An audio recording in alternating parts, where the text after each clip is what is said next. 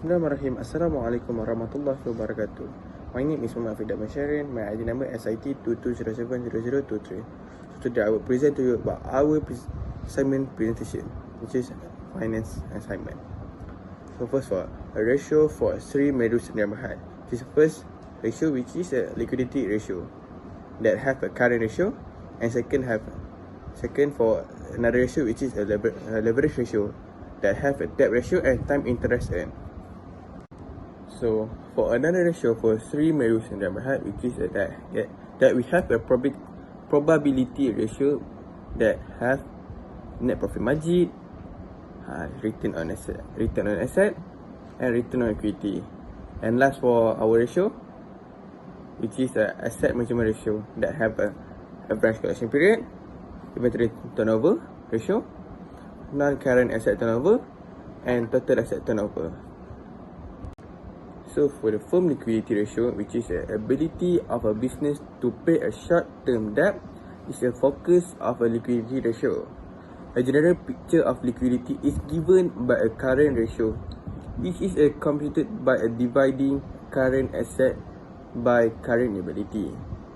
A ratio greater than 1 suggests that the company can pay its short-term debt. Without accounting for inventory, the quick ratio provides a quicker picture of a company's capacity to pay its debt. These ratios are useful in determining whether a company has enough liquid asset to cover its immediate financial obligation. So for the second firm, which is a leverage ratio. Leverage ratio displays the amount of debt of a company has taken on a finance its investment. The debt to asset ratio and the debt to equity ratio are two popular measures of leverage. The debt to equity ratio is calculated by dividing a total liability by shareholder equity, whereas the debt to asset ratio is calculated by dividing total liability by total asset. So for the third firm, which is a profitability ratio. Profitability ratio highlights a company's ability to generate profit relative to its sale, asset, or equity. A key ratio in this category include the return on asset, we also know as ROA, and return on equity, which is ROE, and gross profit margin. ROA measures efficiently a company utilize its asset to generate earning, while ROE evaluates its profitability in relation to shareholder equity. The gross profit margin indicates the percentage of revenue retained after deducting the cost of goods sold. So for the third firm, which is a profitability ratio. Profitability ratio highlights a company's ability to generate profit relative to its sale, asset, or equity. A key ratio in this category include the return on asset, we also know as ROA, and return on equity, which is ROE, and gross profit margin.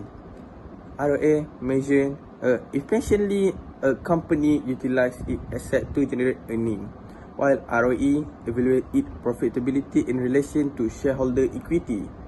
The gross profit margin indicates the percentage of revenue retained after deducting the cost of goods sold. So we start with another question, which is weaknesses for leverage ratio. The data indicate that Sri Medu Sdn Bhd debt ratio exceeded the industry average because of the company utilized more debt in its operation relative to its total asset. One of several financial metrics that look at how much capital is in a form of debt or assets and organization capacity to repay debt is the leverage ratio. Leverage ratio reveals information about a company's capital structure and level of financial risk. A low leverage ratio suggests that the company has more equity than debt, or it might be having a trouble to paying off its current debt. One of weaknesses that cause the leverage to be weak, which is debt ratio. In the debt ratio, we have a high debt level. A company with a high debt level has likely borrowed a significant amount of money. The leverage ratio will suffer if a business takes on a lot of debt to fund its operation or investment and is profitable enough to pay back the principal and interest. High debt level can have a big effect on a company overall sustainability and financial health. High debt level can make a company less flexible financially.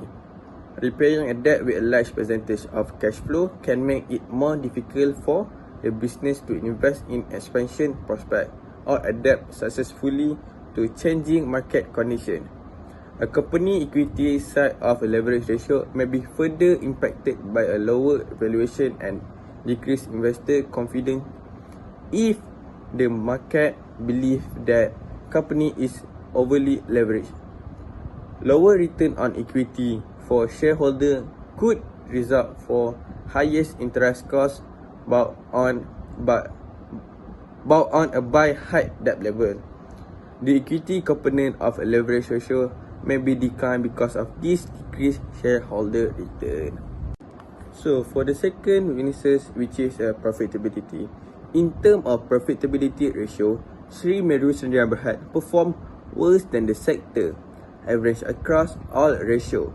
Financial measures called by profitability ratio are used to evaluate a company's capacity to turn a profit in relation to its costs and other pertinent expenses. This ratio shed light on the overall financial stability and resource management effectiveness of an organization. A company weak profitability ratio could be the result of a few things, including difficulties making money in relation to asset and activity. So first, weaknesses, which is from net profit margin, declining sale of margin. Profitability ratio may be suffer from a drop in sale of decline in profit margin. Initially, a company revenue or top line is directly impacted by the decline in sales. Since revenue is amount of money received by a company from sale of goods or service, it is an important part of profitability equation. This ratio demonstrates shrink by declining sales, which is lower the profitability percentage. A company's bottom line may suffer from decreased revenue because of the decline in customer demand for its goods and service. The total revenue that the business generates falls when the sales decline.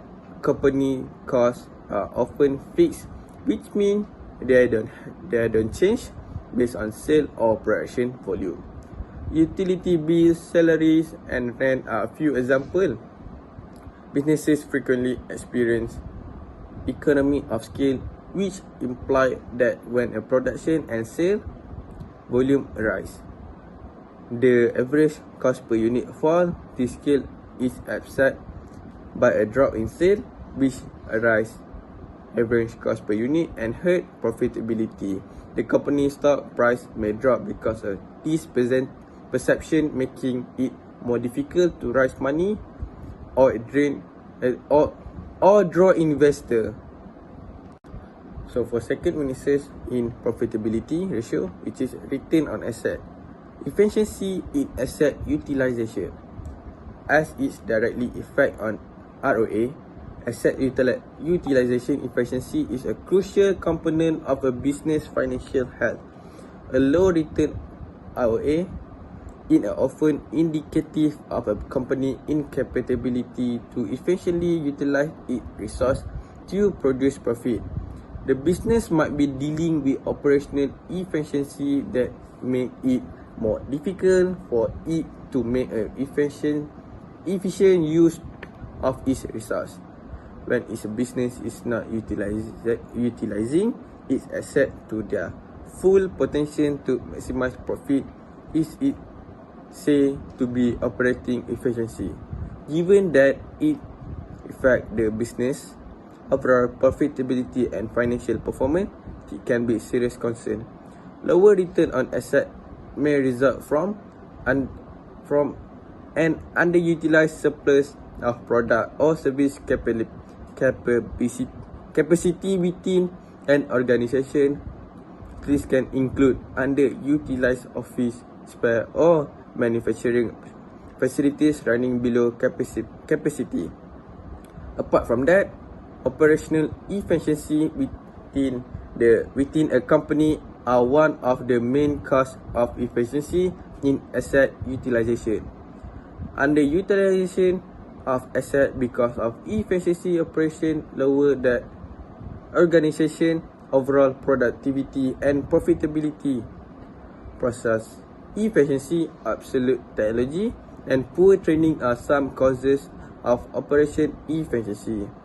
Asset utilization can be improved by investing in employee training program, and implementing contemporary technology to increase efficiency.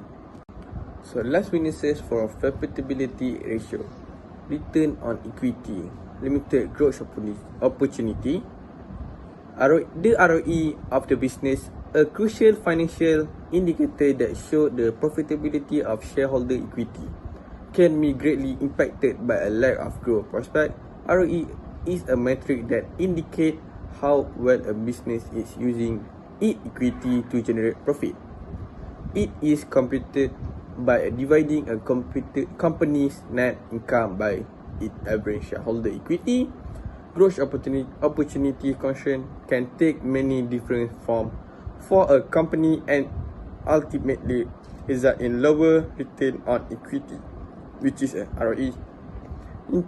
Intense rivalry among industry participants may limit an organization's capacity to size market share and set itself apart. Company might find it difficult to increase price, keep healthy profit margin, and produce the required return to increase ROE if they don't have a competitive edge. So for the witnesses for asset management ratio, the first is inventory turnover ratio, absolute inventory. Inventory that is out of date or moving slowly can tie up a cash and effect turnover ratio.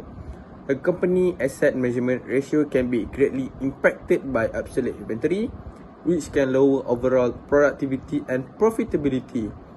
First, a lower inventory ratio, turnover ratio, suggests that the business is hoarding its inventory for a longer period of time, which is a waste of money.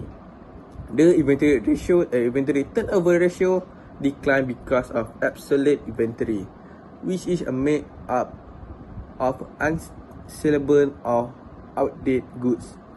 This will impact on the company's ability to generate sales from its asset and indicate efficiency in managing inventory level.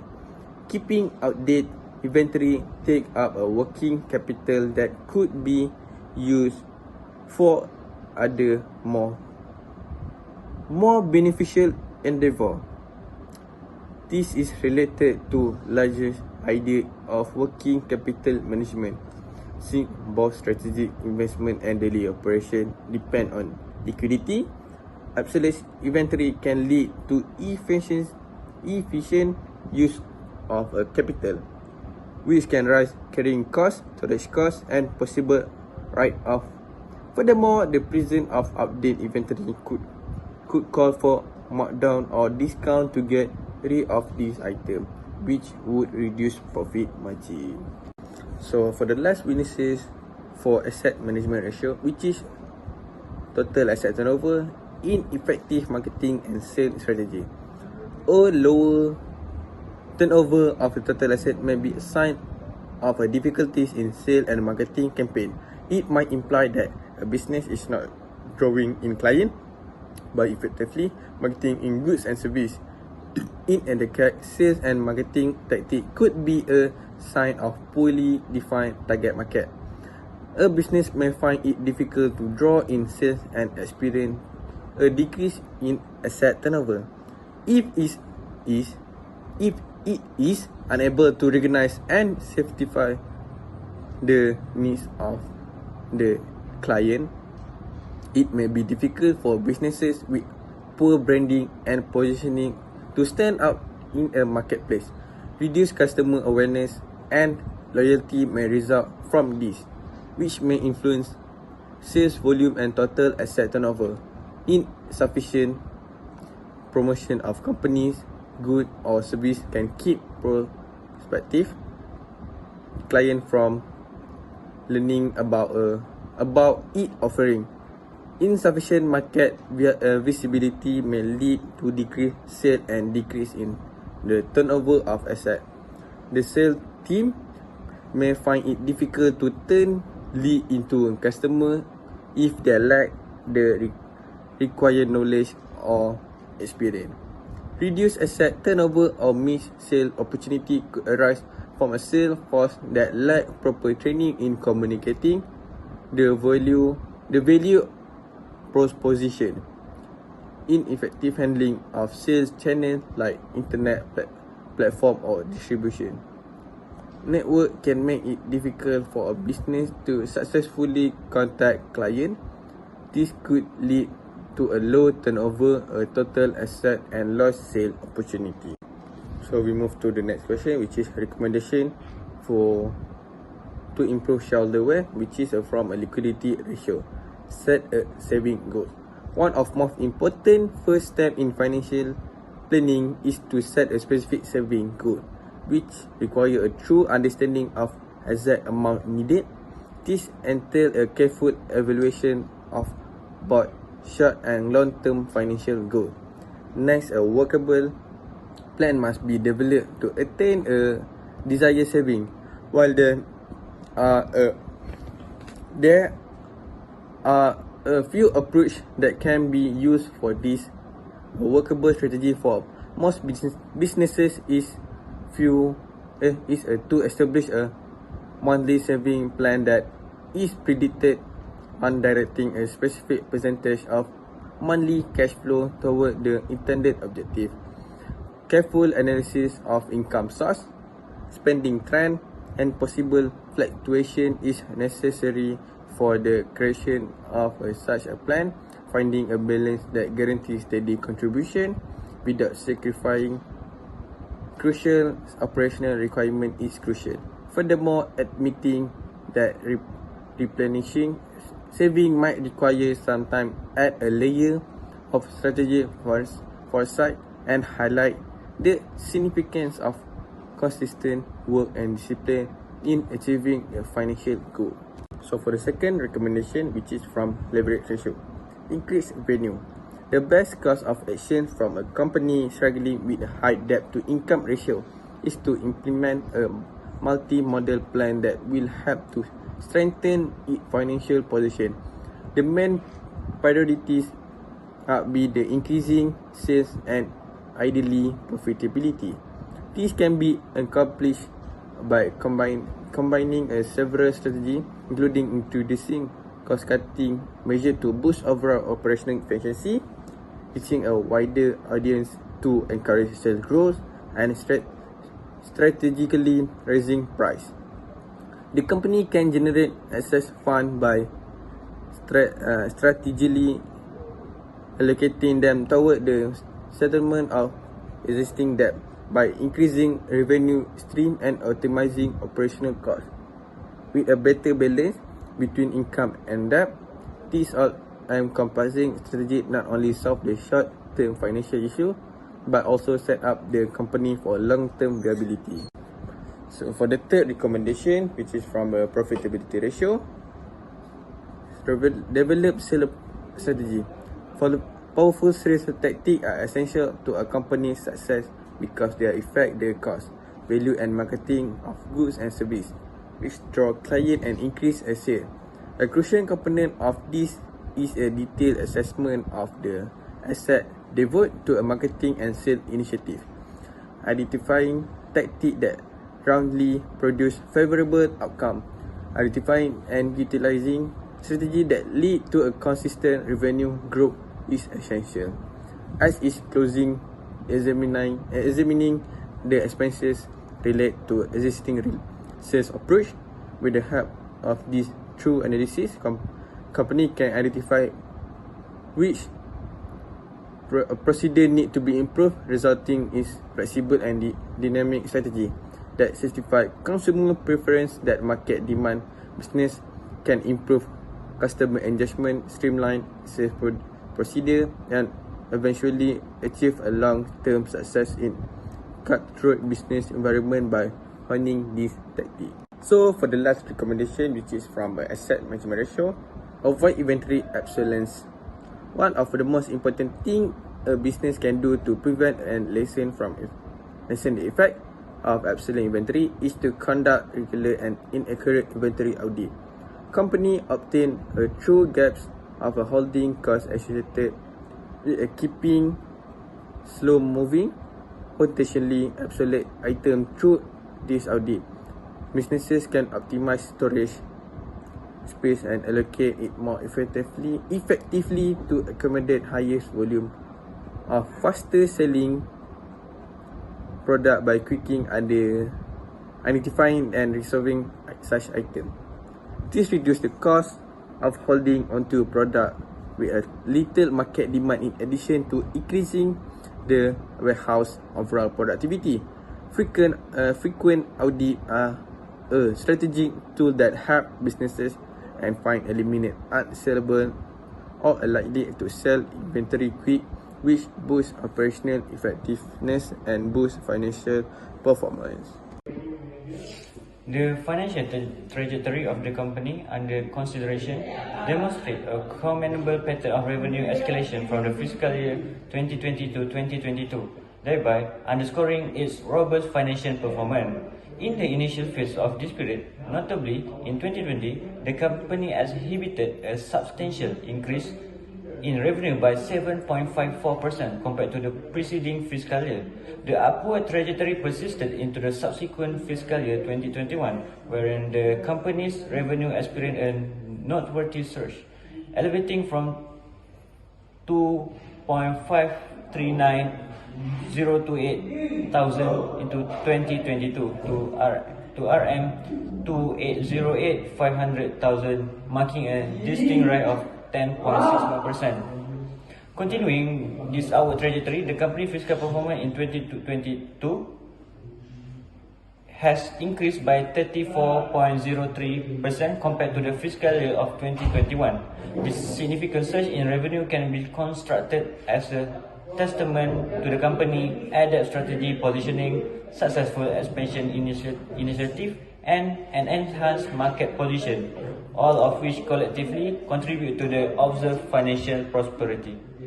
So, for the expenses, the discernible ascending trend in 7-Eleven expenditure trajectory from 2020 to 2022 can be attributed to various strategy and operational factors. Firstly, the initial uptick of 1.17% in fiscal year 2020 suggests a proactive approach by the company in responding to economic condition or industry trend. Potential driver for this increase may include investment in technology, infrastructure, or marketing to enhance the operational efficiency and market presence. The subsequent fiscal year 2021 witnessed a slightly more subdued rate of increase at 0.57%. This moderation could be attributed to a strategic balance between sustaining growth and managing operational costs. During this period, 7-Eleven may have focused on optimizing existing process, implementing control measures, or adjusting pricing strategies to maintain the competitiveness.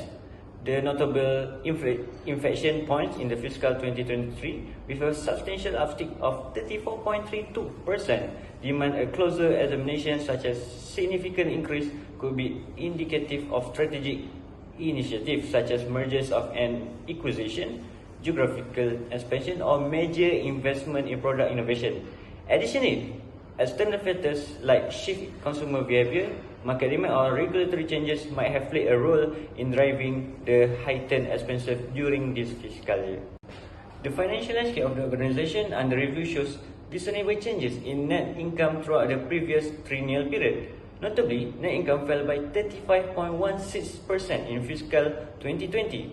During this fiscal year, net income was low.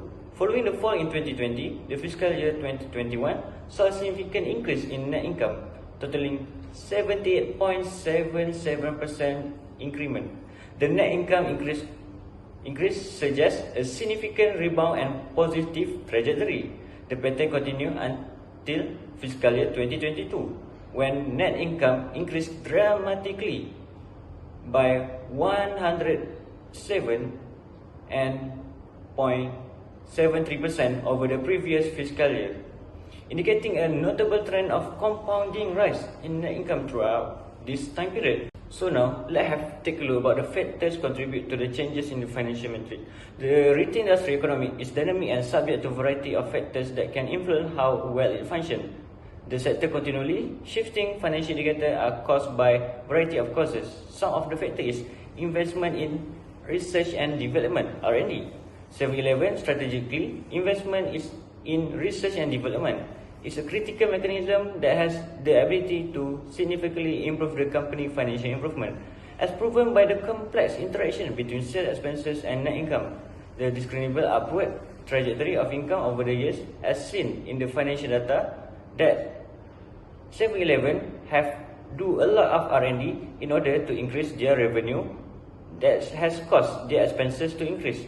That's why we can relate about the revenue, expenses and the net income of 7-Eleven. The factor is customer experience. 7-Eleven strategically prioritize and improve the customer experience is based on a deep understanding that such as a focus delivers substantial and diverse benefit in terms of increasing profitability result.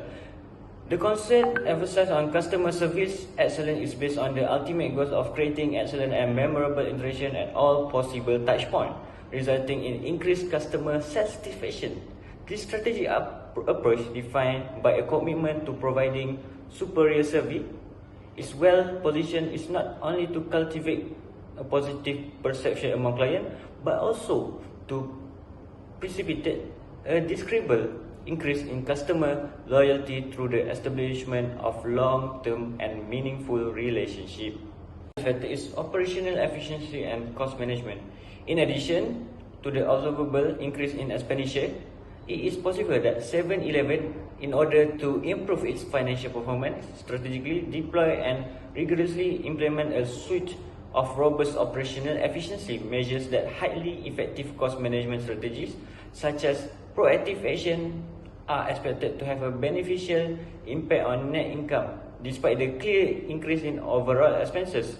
Through meticulous streamlining of operational process and judicious cost optimization across the various facets of the business, 7-Eleven may have succeeded in not only mitigating the negative impact of increased expenditure, but also increasing the enterprise overall profitability. This strategy emphasizes on operational efficiency and cost optimization, reflect a sophisticated and proactive approach to fiscal conservatism and resources utilization that is consistent with the imperative of maintaining and improving the company's bottom line performance. Other factor is technological investment.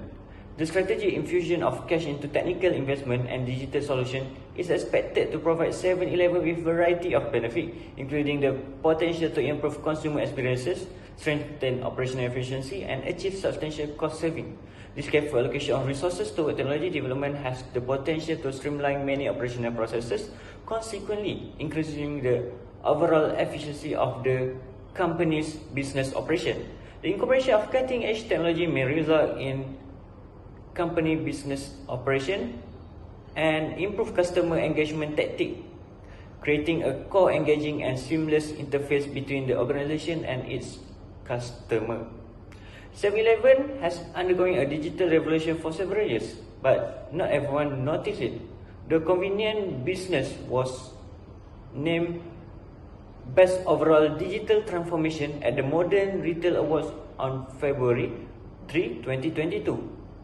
This year's Modern Retail Award celebrated retail who preserved through the changes of and uncertainty of 2021, while addressing social injustice through market initiative, pivoting the stay up with altering consumer preferences and more. The last factor is market and branding strategies. 7-Eleven Malaysia collaborative effort such as engagement with other business or the formation of strategic partnership are thought to serve as a catalytic mechanism that has opened new revenue stream and strengthened the enterprise economy landscape. The formation and development of joint venture or strategic partnership not only represent a synergistic pooling of resources and skill, but they also have inherent the ability to foster symbiotic relationship that go beyond financial transaction. So for the question 3, trend analysis and interform cooperation. So we start with the trend analysis. Trader and investor utilize trend analysis is a crucial technique in technical analysis to predict possible future movement in stock price. A methodology involves a close examination of a past market data, encompassing a trade volume and price fluctuation to detect observable pattern and trend. The fundamental idea is that historical performance frequently predict the likely course of future market sentiment. The trader evaluate the strength and consistency of well-established trend to identify pattern that might indicate future buying or selling opportunity. Through examination of the past data, trend analysis seek to reveal the more comprehensive path of a stock movement, making it easier to spot broad trend or pattern. By using this method, investors can use their perception of the strength or weaknesses of current trend to help them make well-informed decisions about when to enter and or exit position. It's crucial to remember that trend analysis is not infallible because stock price can be impacted by unforeseen event and shifting market dynamics. Therefore, to improve the accuracy of their forecast, trend analysis practitioners frequently combine it with their other analytic tool and risk management technique. So for the interfirm cooperation is a tool used by the management of the company to compare its operating performance and financial result with those of similar companies engaged in same industry. So for the next question is inherent problem of ratio analysis. First, I use historical information. Real historical result of the company release serve as a basic for the analysis data. Ratio analysis metric therefore do not always predict future business performance. For instance, the past financial data used to compute ratio might not fully reflect the state of economy today or the prospect for the company ongoing forward. For example, the ratio might not reflect development if a company saw notable shift in a market or industry after the date of financial statement. Second, manipulation of financial statement. The data reported by the business is in its financial statement from the basic of ratio analysis. The company's management might falsify this data to present a more favorable picture than what it achieved. Because a simple analysis is unable to detect information misrepresentation, ratio analysis may therefore be inaccurate in reflecting the true nature of the business. An analyst should be aware of this potential manipulation and make sure they have done a true investigation before drawing any conclusion. So for the third, which is the inflation effect. Financial ratio can be distorted by inflation because it can change the historical cost of asset and liability. The historical cost of inventory, for instance, might not accurately reflect its replacement value during inflationary times, which would affect the precision of ratio like the inventory turnover ratio. To draw a relevant comparison, analysts must account for inflation. So for last but not least, industry variation. Due to different business model, capital structure and operational dynamic, ratio may fluctuate significantly among industry. In one industry, the current ratio that is considered healthy might not be sufficient in another. For example, acceptable debt level in service-oriented industry might be different from those in a capital-intensive industry like manufacturing. That's all from us. Thank you. Assalamualaikum.